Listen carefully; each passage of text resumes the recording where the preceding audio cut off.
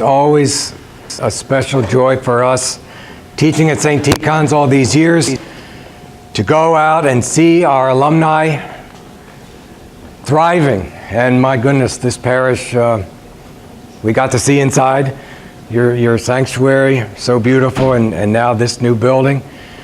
It's a tremendous, special joy for us. We have alumni scattered everywhere, it seems, and to see them doing well in their own parishes, it really confirms to us that God has been with us in so many ways all these years at St. Tikhon's. So, for our marriage retreat, I would like to emphasize and base my presentation on this book.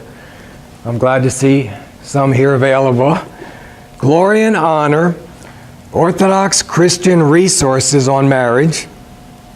My wife and I, along with Alfred Kentiger and Sievers, did the editing for this book. Came out from St. Vladimir's Press in 2016. We contributed one or two essays to it ourselves, and mainly though we were editors, altogether some 30 essays by 26 contributors. And let's see if you recognize some of the names of the contributors. Frederica Matthews Green, she writes one on being the heavenly calling of a good wife. Philip Mamalakis, the high and holy calling of being a husband. Albert Rossi, has been at St. Vladimir's many years. Dr. Deacon Stephen Muse, we're your neighbors with him, I guess, right? Glad you know him. Yes, he's been to St. Tikhon's a couple times. We've gotten to know him. Bruce Foltz, Seraphim Foltz, he's in Florida. Dr. Tristram Engelhardt, of blessed memory, recently died. Father Thomas Hopko, one of the last things he wrote is in this book, Learning to Love as God Loves on Christian Marriage and Monasticism. Father Zacharias from St. John the Baptist Monastery in Essex. Father Sophroni's Monastery. Father John Oliver, his book on the heavenly, I forget exactly what it's called, something about, he has a few. He has a recent one on the Holy Spirit. Lives in Murfreesboro, Tennessee. So, one of my favorite parts in the whole book is what I'm going to share from today. It's a collection of passages from the Church Fathers through the centuries on marriage. So I'd like to start right from the early 2nd century with St. Ignatius of Antioch. And he simply says, it's fitting for men and women who marry to be united with the bishop's consent. So we hear right away, marriage is more than just an isolated event, two people getting together. It's with the bishop's consent. It's a communal event for the whole church. So that the marriage may be related to the Lord and not to lust. Everything is to be done in God's honor. So right there,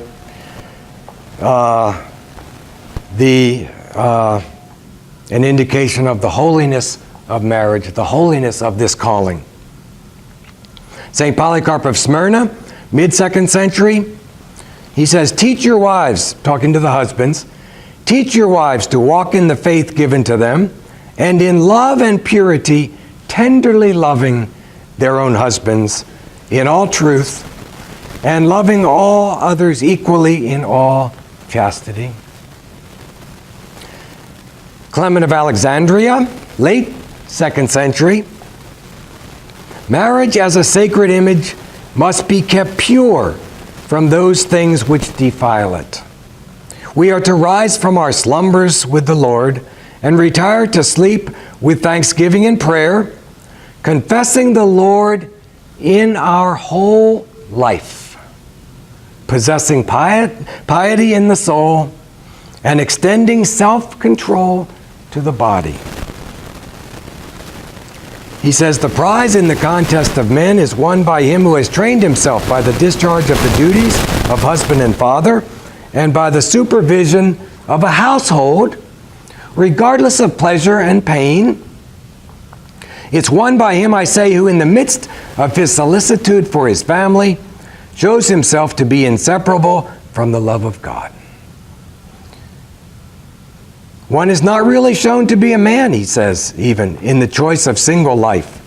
For the married man surpasses the single man when disciplined by marriage, procreation of children, and care for the house, without being swayed by pleasure or pain. In his solicitude for his home, in all of this he has been inseparable from God's love and has withstood all temptation arising through his children and wife and servants and possessions. Here is St. Athanasius the Great, mid-4th century. If virginity is distinguished as a priority by some, marriage comes next to it for those who find their glory in it. At another time, the call is made to virginity or to self-denial or to conjugal harmony, saying to virgins the things relating to virgins, and to those who love the way of abstinence, the things of abstinence, and to those who are married, the things of an honorable marriage, thus assigning to each its own virtues and an honorable recompense. Sometimes the call is made to fasting, and sometimes to a feast. So the implication is fasting more related to monasticism, feasting to marriage. It's wonderful to have church fathers talking about the joy of marriage when often they weren't married themselves. But they indicate their awareness of the goodness of marriage,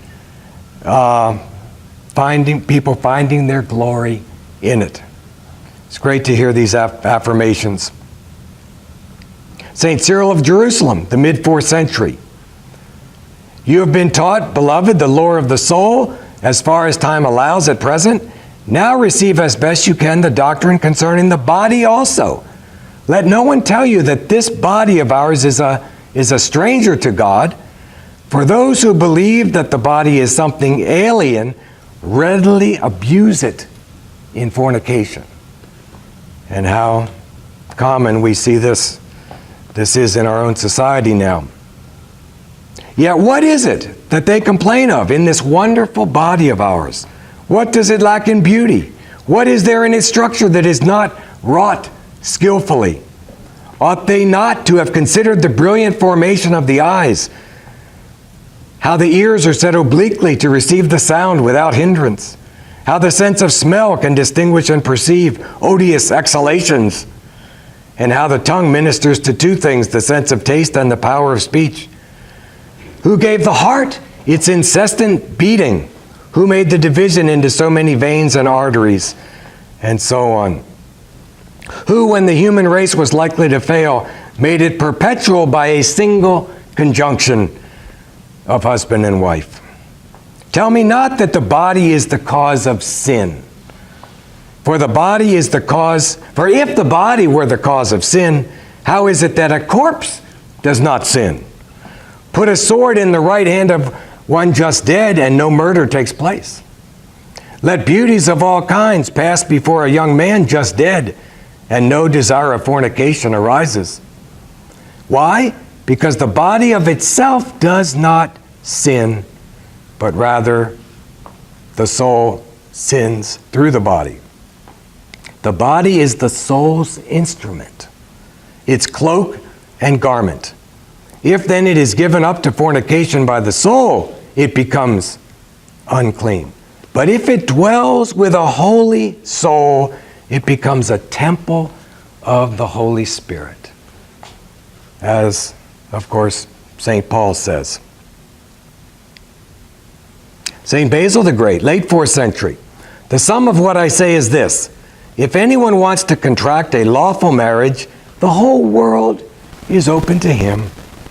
But if he is only impelled by lust, let him be the more restricted, that he may know how to possess his vessel in sanctification and honor, and not in the lust of concupiscence. St. Gregory the Theologian, late 4th century. By the way, we have some of these quotations on a handout that we'll be giving out at the break. I love this one especially. Are you not yet wedded to flesh? You are pure even after marriage. I will take the risk of that, he says.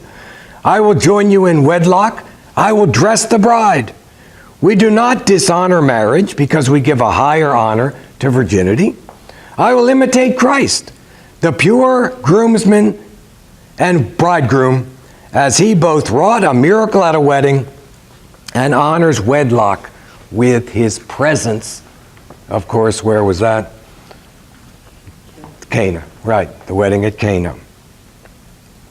In our living together, he says, we are each other's hands, ears, and feet. Marriage redoubles our strength, rejoices our friends, causes grief to our enemies. A common concern makes trials bearable. Common joys are all the happier, and accord makes riches more pleasant. It's even more delightful than riches for those without wealth.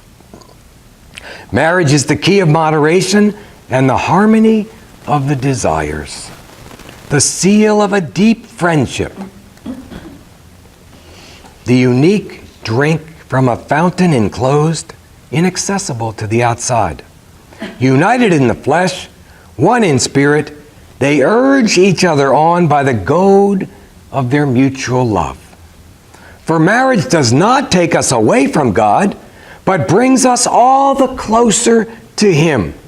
For it is God Himself who draws us to it. His mother, St. Nona, was, when she first married his father, Gregory was in a heretical sect, Gregory the Elder.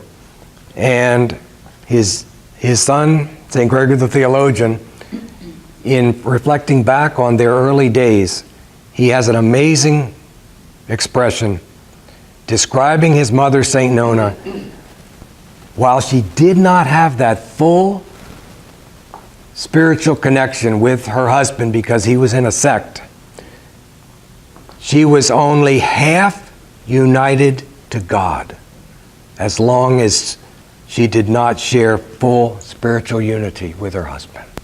So, how tremendously important it is for us to be united spiritually as we are united in every other way in marriage.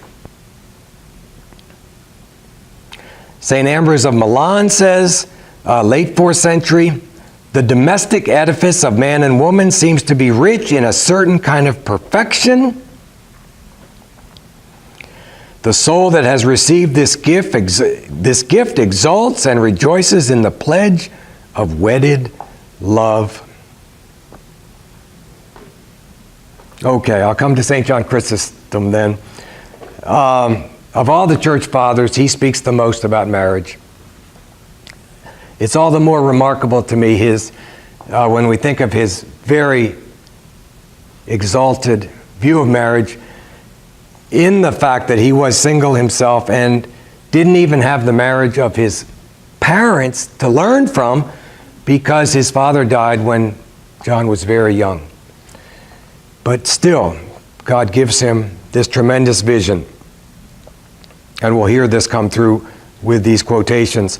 From the beginning, God has been revealed as the fashioner by his providence of this union of man and woman.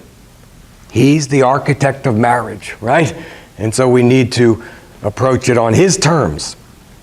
He's the one who unites people. We have that in our wedding service. Unite them, O Lord, right? God himself is the one forging the bride and groom into one. So St. John says, he has spoken of the two as one. There is never such intimacy between a man and a man as there is between husband and wife, if they are united as they ought to be. This love, eros, is deeply planted within our nature. It attracts the bodies of men and women to each other. You see how he's talking about human sexuality in such positive terms, as long as it's used in the proper ways. Yeah. God also linked them together by their natural needs, linked them as if by an unbroken bond, when he encircled them with the chain of desire. You see how sin at the fall led to woman's subjection, but how God, so ingenious and wise, used these things for our benefit. In another passage, he imagines a bridegroom speaking to his bride in these terms. I fell in love with the excellence of your soul, which I value above all gold. For a young woman who is discreet and ingenuous, whose heart is set on piety, is worth the whole world. For these reasons, then, I courted you, and I love you, and I prefer you to my own soul.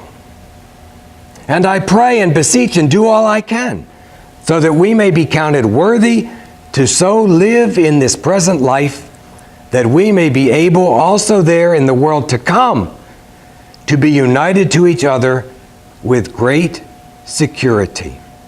For our time here is brief and fleeting, but if we shall be counted worthy of having pleased God to exchange this life for that one, then we shall be ever with Christ and with each other with more abundant pleasure. So he's very clear on what we call the eternality of marriage, which also is reflected in our wedding service. Receive their crowns, right? Pure and spotless unto ages of ages. So this is the ideal, that married love will last forever. He's very practical. He says, never call her simply by her name, but with terms of endearment, with honor, with much love. Honor her, and she will not need honor from others. She will not want the glory that comes from others if she enjoys that which comes from you. Talking to the husbands, right?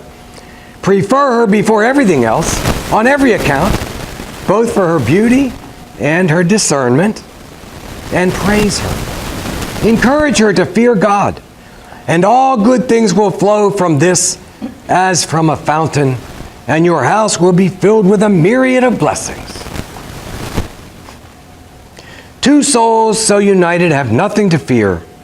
With harmony, peace, and mutual love, man and woman own all possessions.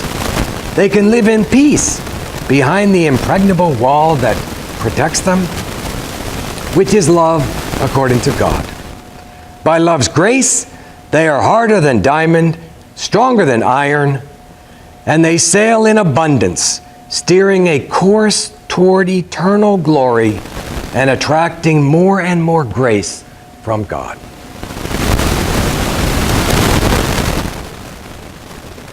St. Paulinus of Nola, in the early 5th century, one of the most positive voices for marriage in the West. He has a beautiful letter that he writes to a Christian senator named Pamachius, whose young wife had recently died. He says to his friend, You are lamenting a wife worthy of your chaste couch, not because you have doubts about the resurrection, but because of your longings of love.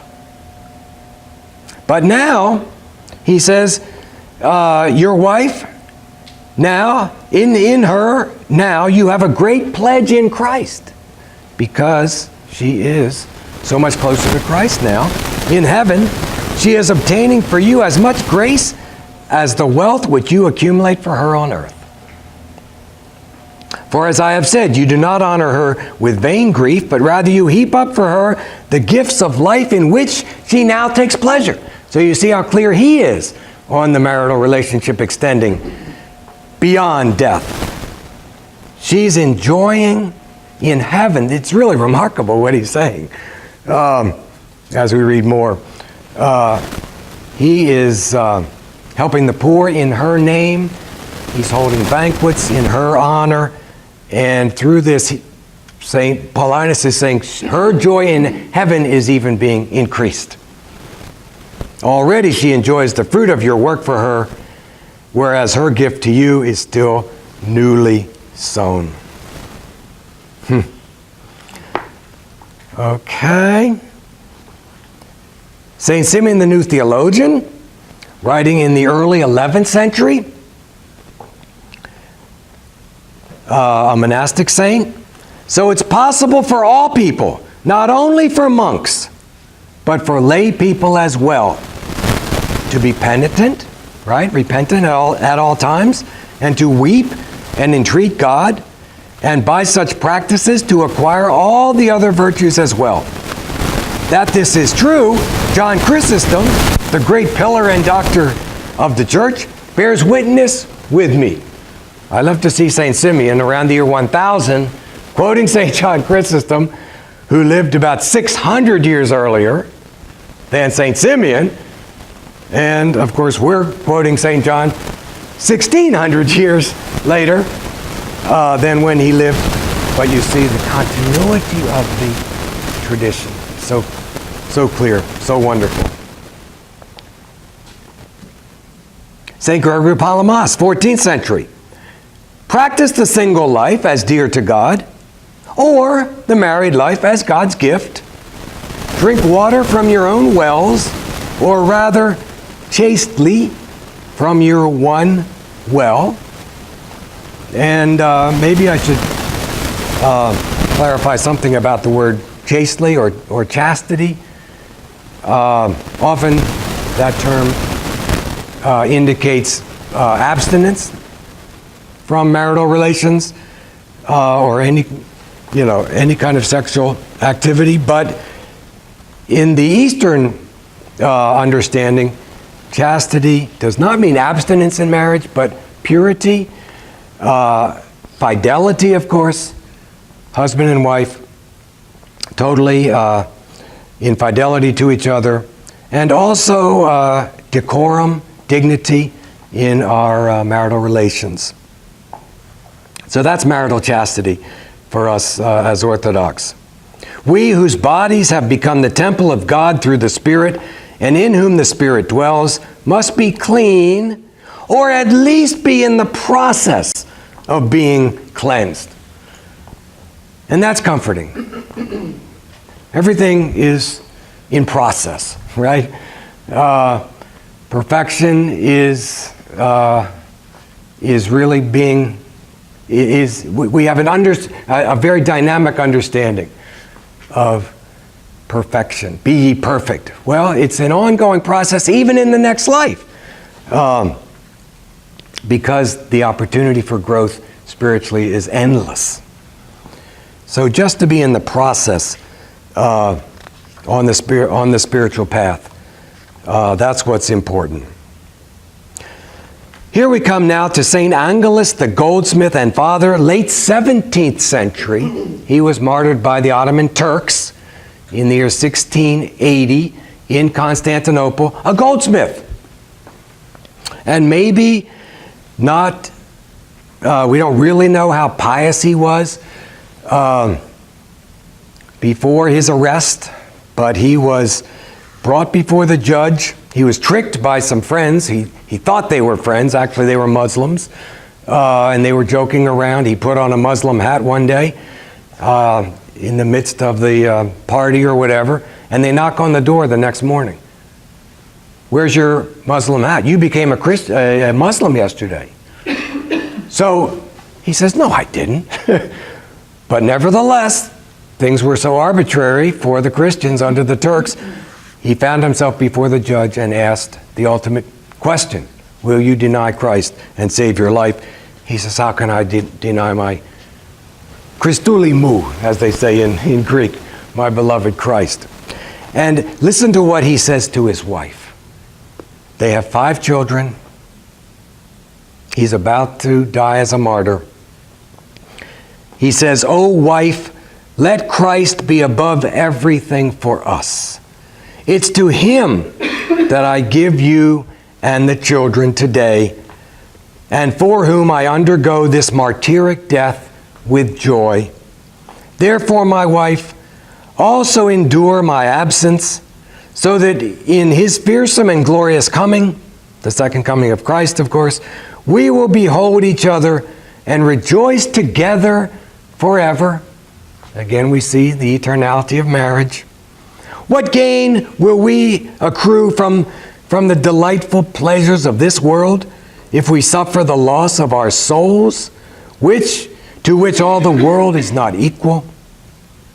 Therefore, leave in peace my beloved and dearest soulmate, and I will proceed onward as quickly as possible to my beloved Christ, who will come soon for you, so that we may both delight in eternal blessedness."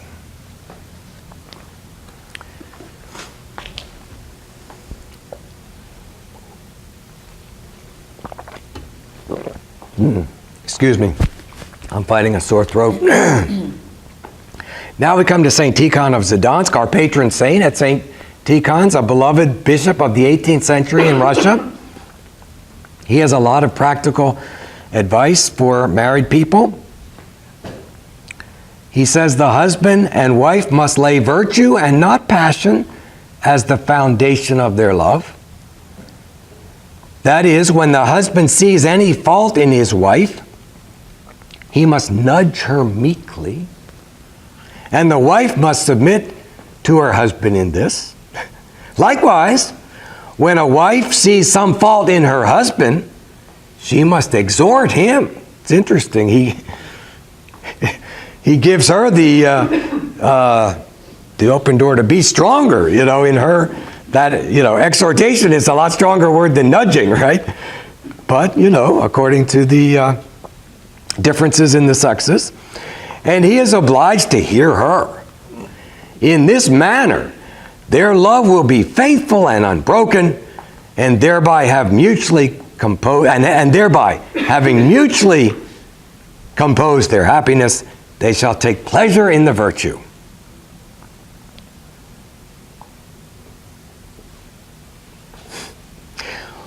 When either the husband, God forbid, but I'll share this too. When either the husband is of good character and the wife is of bad character, or the wife is of good character and the husband is of bad character, then perpetual suffering and a cross will ensue for the party of good character. Then in that case he must, or she must apply patience and endure and overcome with patience whatever may occur. Of course, there are limits to in extreme circumstances, as our church allows for also. Okay, let's move then to St. Macarius of Optina, mid-19th century. Again, very practical. He maintained a vast correspondence, and these are quotations from some of his letters, where people are asking him very specific advice. He's very direct. "The most important thing in your letter is one that you never stress, one in which you ask no instructions, one which you never formulate clearly, but which comes out in every line. the growing hostility between you and your wife. I see little hope of this poison being cast out of your home unless you promptly cease, put an end to condemning each other. That's just poison, right? You clearly think you are always in the right. She, of course, thinks she is. You heap on her a multitude of grave or petty accusations. She does the same to you. Where will this end? Your chief accusations against her are touchiness, conceit, an absurdly exaggerated opinion of herself. But surely if these were not your own most prominent defects, which they obviously are, you would not be so greatly irritated by perceiving them in her. Beware of your own feelings, say, and the fathers would always say, search your own heart first, right? Whatever's irritating you in your spouse, there may be something wrong in you that is contributing to the situation. And of course, whatever it is, good communication is so precious, so priceless. We shouldn't, if our spouse is doing something that irritates us, we shouldn't just be silent about it and try to be so saintly, I can bear it and don't need to say anything, but we do need to talk these things out with our spouses, right? They might not even be aware how they are doing something that might be irritating to us. Ponder the truth of Christian marriage. Husband and wife are one flesh. Does it not follow that they must share all their possessions? Remember what marriage is, a sacrament. Remember that the first obligation of man and wife is to love each other and be completely loyal to each other under all circumstances. Listen to this. No connection on earth is greater than that between husband and wife. It's therefore right. Now he's talking to a wife. It's therefore right that you should stand by your husband no matter what happens, and no one can forbid you sharing everything with him. Everything, not only your money.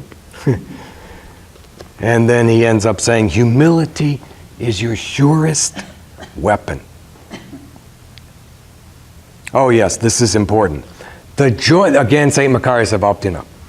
The joint prayer of husband and wife, praying together. Ideally, I think, morning and evening, no matter how brief. I hope all of you married couples are doing that. No matter how brief. The joint prayer of husband and wife is a great force. Something powerful. That may be one of the reasons why the enemy is trying to get both of you to break this excellent practice. It's one more temptation which God permits so that you should learn to overcome it and come out of the testing stronger than before. Very important. And with children then, bringing them in as much as possible. And of course, our private prayers also. It's all important. All these avenues, right, of prayer. Something about children here from Saint Theophan the Recluse, late 19th century. Very, very beautiful.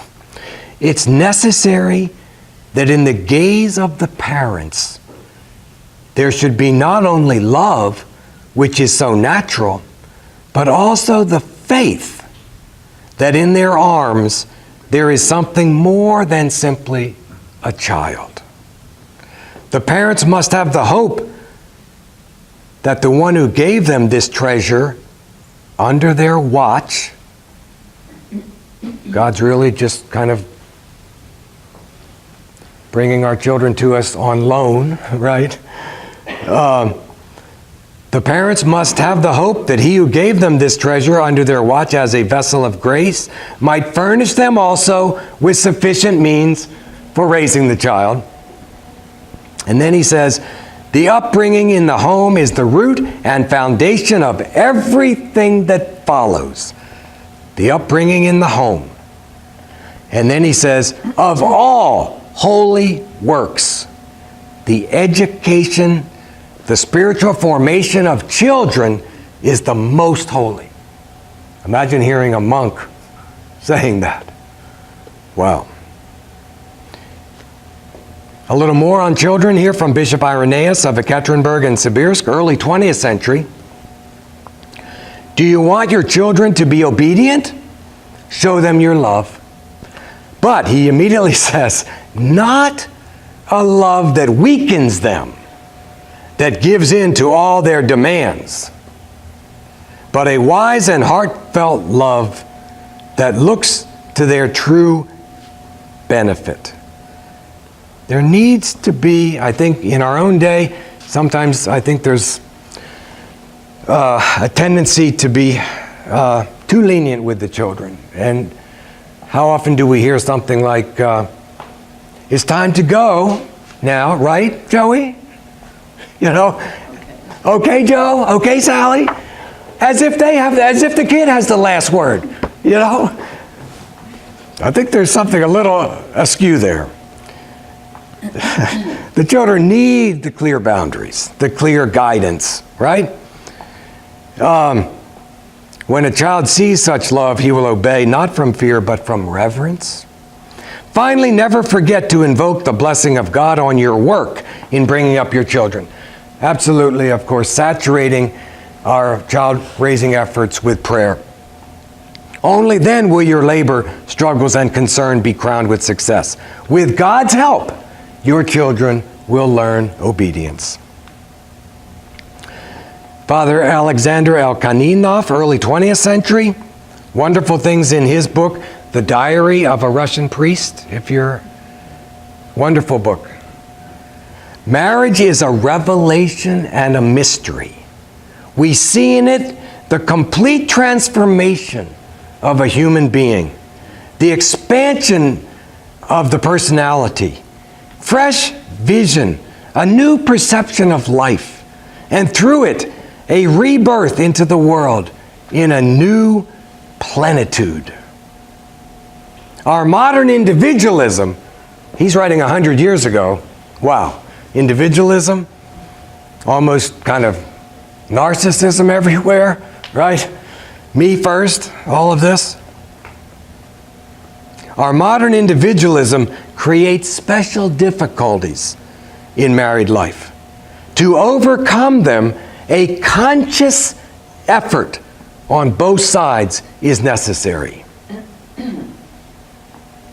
in order to build up the marriage and to make it a walking in the presence of God. He also says, marriage, fleshly love, is a very great sacrament and mystery. Through it is accomplished the most real and at the same time the most mysterious of all possible forms of human relationship. And qualitatively, marriage enables us to pass beyond all the normal rules of human relationship and to enter a region of the miraculous. See? In fleshly love, besides its intrinsic value as such, God has granted the world a share in His omnipotence. Man creates man, a new soul is brought into being. He also says, the highest wisdom of marriage is shown by giving full freedom to the person you love. For our marriage is the counterpart of the marriage in heaven between Christ and His church, where there is absolute freedom. He says, only in marriage can human beings fully know each other. The miracle of feeling, touching, seeing another's personality right to the core. Such an awesome opportunity. And this is imagine this, what he says. This is as wonderful and as unique as the mystic's knowledge of God. It's related. related. This kind of deep intercommunion, right? Wow. This delight in real knowledge and real life gives us a feeling of achieved plenitude and satisfaction, which makes us richer and wiser. And this fullness is made still deeper through the emergence from the two of us, fused and reconciled, of a third, our child. In the education of children, the most important thing is that they should see the parents leading an intense interior life, right? Learning by our example more than probably from what we ever say. One more short passage from Father Alexander. He was a married priest, so he is speaking from firsthand experience of marriage. I love this one. In marriage, the festive joy of the first day should last for the whole of life. Every day should be a feast day. Every day, husband and wife should appear to each other as new, extraordinary beings. So when you wake up tomorrow, you can greet your spouse, "Good morning, you new and extraordinary being." The only way of achieving this, let both husband and wife deepen their spiritual life and strive hard in the task of self-development. Well, I'm running out of time, I'm noticing. The next more than 2 pages we devoted to Elder Emilianos. Have you ever seen his sermon called Marriage, the Great Sacrament? Elder Emilianos, an Athonite elder, he gave this sermon in a church in a parish in Greece, I think back in 1971. It is available online. If you just type in Marriage, the Great Sacrament, this will come up. And it's absolutely I think it's fair to say, our most favorite writing on marriage. Is tremendous. So let me leave you with that, okay? Encourage you to find that, Marriage, the Great Sacrament. In there he says, the ideal, when husband and wife are living the Christian life earnestly, husband and wife become a theophany, he says. An image of God, right? Of God's love for his church. Then we have Father Alexander Schmemann, Sister Magdalene from Elder Sophroni's Monastery in England, Father John Chrétien Keane, who lived into the 21st century. He has a wonderful book, May God Give You Wisdom, also a collection of excerpts from letters. Beautiful book, May God Give You Wisdom, Father John Chrétien Keane. Very quickly from one of his letters, be strict with yourself and lenient with your husband. Say, look to yourself first, right? 2 people in marriage should form one harmonious person. This is constructive. This is creative, he says. And I would even venture to say, this is more complicated than mastering watercolor painting. And then the final excerpts are from Vladimir Moss into our 21st century.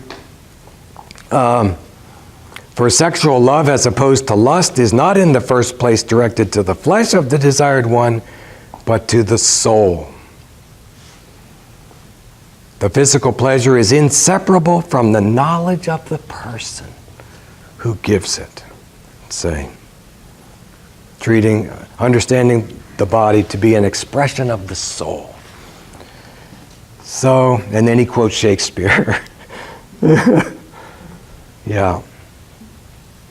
Let me not to the marriage of true minds admitted impediments. Love is not love which alters when it alteration finds, or bends with the remover to remove. Oh no, it is an ever-fixed mark that looks on tempests and is never shaken. It's the star to which every wandering bark, whose worth unknown, although his height be taken. Love is not time's fool, though rosy lips and cheeks within his bending sickle's compass come. Love alters not when his brief hours and weeks, but bears it out even to the edge of doom. If this be error and upon me proved, I never writ, nor ever man loved.